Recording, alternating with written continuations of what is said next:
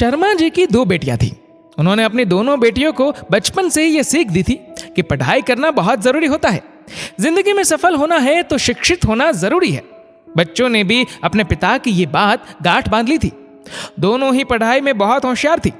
घर के काम हो या बाहर की जिम्मेदारियां, पढ़ाई लिखाई हो या खेलकूद, सांस्कृतिक कार्यक्रम में भाग लेना हो या भाषण प्रतियोगिता, सब में ही बढ़ चढ़कर हिस्सा लेती।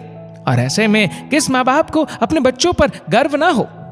माता पिता अपनी जिम्मेदारी पूरी अच्छी तरह से निभा रहे थे।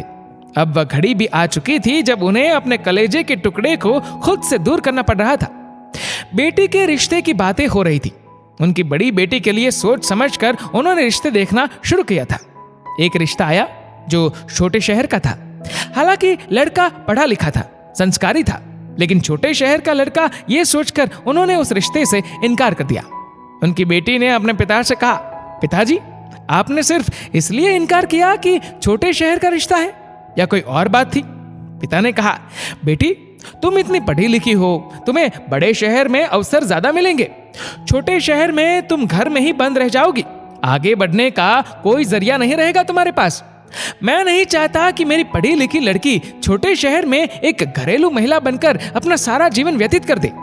बेटी ने पूछा, आपको ऐसा क्यों लगता है? पिताजी, मेरा मानना है कि छोटे शहरों में भी यदि घर की बहू पढ़ी लिखी होंगी तो वे अपने साथ साथ दूसरे लोगों को भी आगे बढ़ने का प्रोत्साहन दे पाएंगी। आप जिस रिश्ते के लिए मना कर रहे हैं, मुझे उस रिश्ते में कोई खराबी नहीं लगती। इस रिश्ते को आगे बढ़ाया जा सकता है। पिताजी ने अपनी बेटी की बात मान ली। वहां रिश्ता तय कर दिया। शादी में आए हर एक रिश्तेदार ने इसी बात पर शर्मा जी को टोका कि इतनी सुंदर, सुशील, पढ़ी लिखी लड़की को ऐसे छोटे शहर में ब्याह दिया इन्होंने। ऐसा लग रहा है मानो बस लड़की को शादी करके विदा करने की बड़ी जल्दी थी। उनकी बेटी उस छोटे शहर में ब्याह करके चली गई। छोटे शहर में भी समझदार लोगों की कमी नहीं। उसके सास ससुर, पति सभी बहुत समझदार और उसे सराहने वाले थे। उन्होंने अपनी बहू को हर आजादी दी कि वह आगे बढ़कर अपना काम कर सके, जिसके चलते बहू ने कुछ समय में ही उस छोटे से शहर में अपना नाम रोशन कर लिया। उसने अपनी शिक्षा का पूरा लाभ उठाया और उसके सहारे उसने कोचिंग सेंटर खोल लिया। बच्चों को एग्जाम के लिए तैयारियां कराने लगी। उसने पर्सनालिटी डेवलपमेंट की क्लासेस लेना भी शुरू कर दिया। पहले छोटे शहर में लोगों को अपने बच्चों को पढ़ाने के लिए शहर से दूर कोचिंग के लिए भेजना पड़ता था। अब उस शहर में ही कोचिंग सेंटर आने की वजह से लोगों को बहुत फायदा हुआ। कुछ ऐसे भी बच्चे थे जो पढ़ने में तो अच्छे थे, लेकिन कोचिंग की फीस नहीं दे पा रहे थे। उसने उन बच्चों के लिए भी अलग से प्रबंध किया और अपने समय से उन्हें पढ़ाई कराती थी।